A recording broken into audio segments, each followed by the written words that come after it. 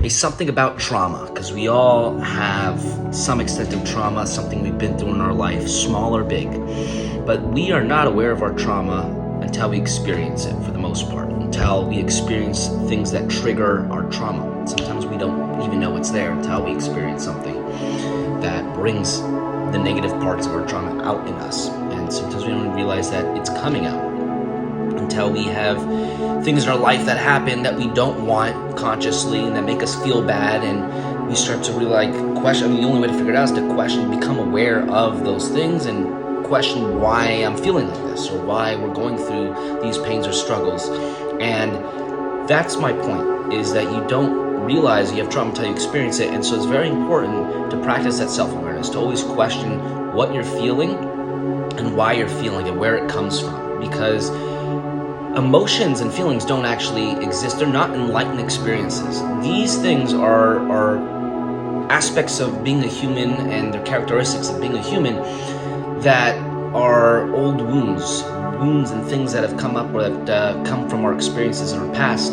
And as a result, we feel angry when certain things happen, we feel upset, we feel sad when certain things happen, and those are related to wounds. And so that's why it's very important to use your emotions and your feelings as a guide in your life. It's okay to feel, it's good to pay attention to your emotions.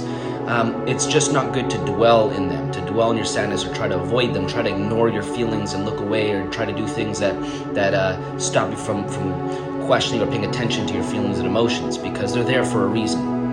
And so when they come up, it's very important to your mental health and to your spiritual health to pay attention to what you're feeling and why you're feeling, and try to figure it out, try to backtrack where you first had that first feeling, where you first experienced that frustration, that anger, that sadness, and go back into it, and then kind of backtrack and see where it led, how it led up to where you are now, and it affected your decision making.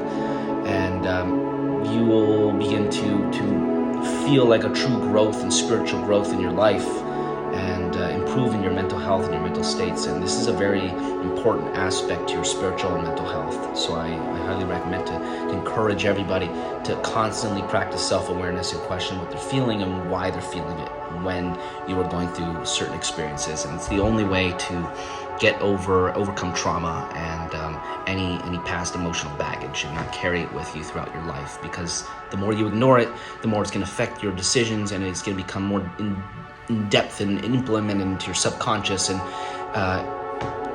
kind of ingrain or implement into your decision making and your subconscious decision making. And sometimes it's going to lead you to problems in your life, and you're not going to be able, it's going to be harder to figure out why and where it came from, and to overcome it. So it's very important, as soon as you feel it, as soon as you experience these things, to question it, to overcome it in that moment. Find the lesson and make an effort to practice the solution. Find the solution, overcome it, and practice it and master that solution when it comes up.